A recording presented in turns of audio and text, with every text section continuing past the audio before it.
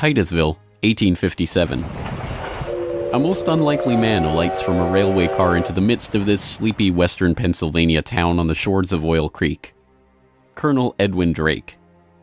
He's from the Pennsylvania Rock Oil Company, and he's here on a mission to collect oil.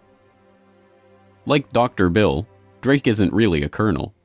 The title is bestowed on him by George Bissell and James Townsend, a lawyer and a banker who started the Pennsylvania Rock Oil Company after they discovered they could distill the region's naturally occurring Seneca oil into lamp oil or kerosene. Drake is actually an unemployed railroad conductor who talked himself into a job after staying at the same hotel as Bissell the year before. Calling him a colonel, it is hoped, will help win the respect of the locals. The locals think he's crazy anyway. Seneca oil is indeed plentiful, bubbling out of seeps and collecting in the creek, but other than as a cure-all medicine or grease for the local sawmill's machinery, it's hardly seen as something valuable. In fact, it can be a downright nuisance, contaminating brine wells that supply Pittsburgh's booming salt industry. Still, Drake has a task to complete: finding a way to collect enough oil to make the distillation of Seneca oil into lamp oil profitable. He tries everything he can think of. The Native Americans had historically collected the oil by damming the creek near a seep and skimming the oil off the top. But Drake can only collect 6 to 10 gallons of oil a day this way, even when he opens up extra seeps. He tries digging a shaft, but the groundwater floods in too quickly. By the summer of 1859, he's desperate.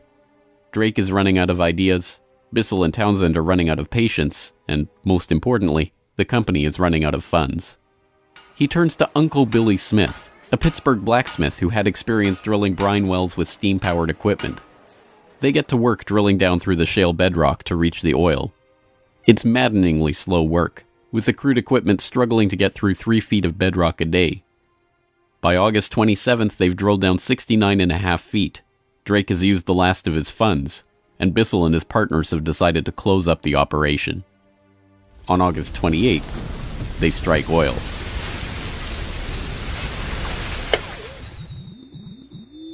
Then on Sunday, August 28, 1859, oil bubbled up the drive pipe.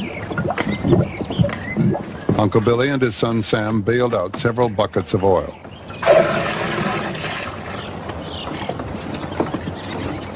On Monday, the very day that Colonel Drake received his final payment and an order to close down the operation, they hitched the walking beam to a water pump and the oil began to flow. The first oil was to sell for $40 a barrel. Years later, a local newspaper interviewed Uncle Billy about the day they struck oil. I commenced drilling, and at 4 o'clock I struck the oil. I says to Mr. Drake, "Look there, what do you think of this?" He looked down the pipe and said, "What's that?" I said, "That is your fortune."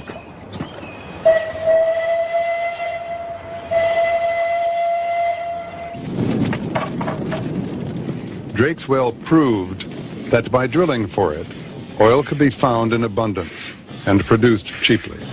Overnight, a whole new industry was born.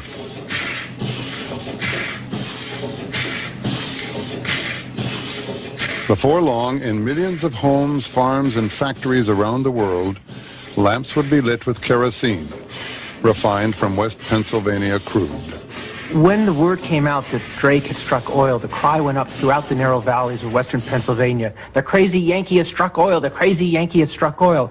And it was the first great boom.